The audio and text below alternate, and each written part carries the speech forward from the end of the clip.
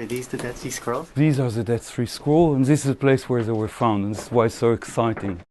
There is a story. You can see the people behind them. You can see this man running for 3 kilometers from Qumran with a scroll that described his dream, his temple. The Romans were coming, but he wanted future generation to read it. I don't know his name, but he managed to pass it on 2,000 years ago. There are hundreds of caves, but very few with actually artifacts or, more important, documents in it. And let's see it. Come.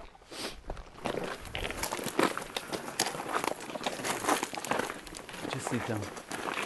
I do apologize for the atmosphere and the smell, but this is what the real stuff smells like. In this cave, in the early 1950s, the longest and best preserved scroll was found.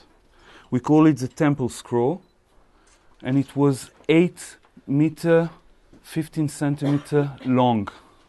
2,000 years old parchment with ink letters that my kids can read today. Yes, of course, they're the most gifted kids on earth, but the community that we're going to speak about is known as the Essenes. It's a group of priests, highly educated, so educated that they wrote. They were obsessed with writing. They went to the desert because they were thrown away from Jerusalem. They were thrown away from the temple.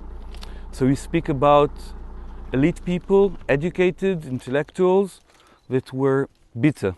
Actually, when you read their script, and excuse my language, they were pissed off with the rest of the world.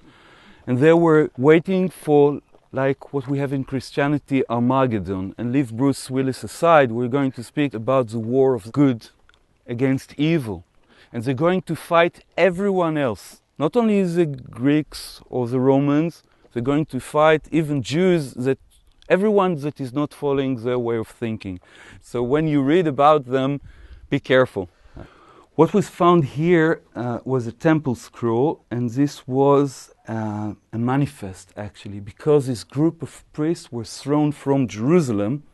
For them, Jerusalem became impure, and their way was actually to destroy the place and rebuild it. And what we have on 8 meters and 15 centimeters is their vision, architectural vision of how the temple should look like. And for us, it's a present. This is just a dream, but the dream is filled with details about them, their scripts, about the law of the community, and even some gossips about politics of 2,000 years ago, about their hopes, about their fears, and the fact that you can go beyond the matter and speak about the spirit is something that is so very rare in our profession. This is why, for me, I couldn't help myself in dragging you up here just that you smell it, but understand that we woke up. For us, the discovery of this scroll was changing our minds beyond all the details, and this scroll, for example, means the world for us. It really utterly changed our view about life back then, about the temple. And archaeologists, historians, students of religion, just name it. I mean, I think everyone that deals with that period of time in this part of land consult the script. How did you decide to become an archaeologist? You should actually ask my mother, I guess. But it started, I think, with curiosity. Basically, it's curiosity. At the end of the day, I think it's the soil, it's being out in the desert.